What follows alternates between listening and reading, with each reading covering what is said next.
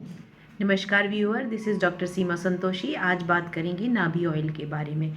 नाभि ऑयल एक बहुत अच्छी डेली रूटीन में हमारी दिनचर्या में डालने वाली अच्छी हैबिट है जो हमें फॉलो करना चाहिए। इसीलिए आपसे शेयर कर रही हूँ। नाभि चिकित्सा का आयुर्वेद में बहुत महत्व है। कई बीमारियों का इलाज केवल नाभि चिकित्सा से ही हो जाता है। ये साइकोसोमेटिक लेवल पे वर्क करता है। नर्वस सिस्टम से रिलेटेड डिसऑर्डर्स में भी इसकी बहुत इम्पोर्टेंस है। तो जो नाभि ऑयल है ये उसका एक छोटा रूप है जो हम अगर डेली अपनी लाइफ में इंट्रोड्यूस करें दिनचर्या में तो इसके लाभ उठाए जा सकते हैं।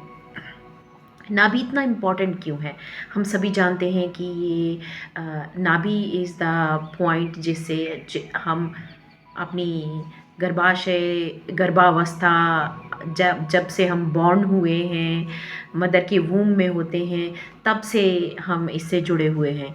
इसकी बहुत इम्पोर्टेंस है। और सोलर प्लेक्सस है, ये मणिपुरा चक्रा है, नाभि पूरी बॉडी का सेंटर पॉइंट है, तो इसकी एक अलग इम्पोर्टेंस है।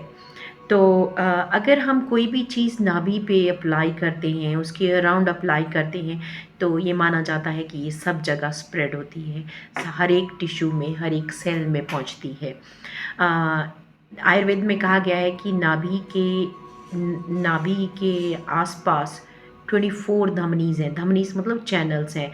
योग में कहा जाता है वो फर्दर आगे जो है वो 72,000 नाड़ियों से जुड़ी हुई हैं। तो मीन्स कि बहुत सारे चैनल्स हैं यहाँ पे, और जिसकी वजह से नाभि पे की गई चिकित्सा जो है बहुत इफ़ेक्टिव होती है। पूरी बॉडी में इसका असर देखने को मिलता है।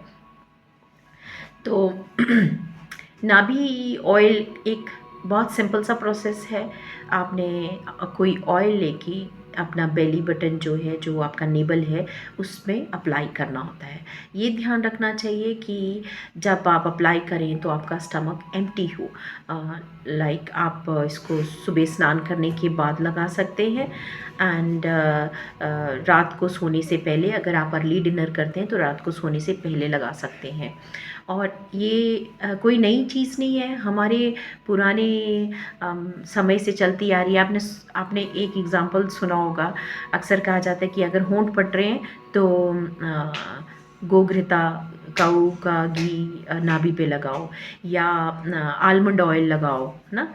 सो देखिए कितना इफ़ेक्टिव है, कितना सिंपल है। और तो मैं चाहूँगी कि आप ये छोटे से रूटीन को अपनी दिनचर्या में शामिल करें।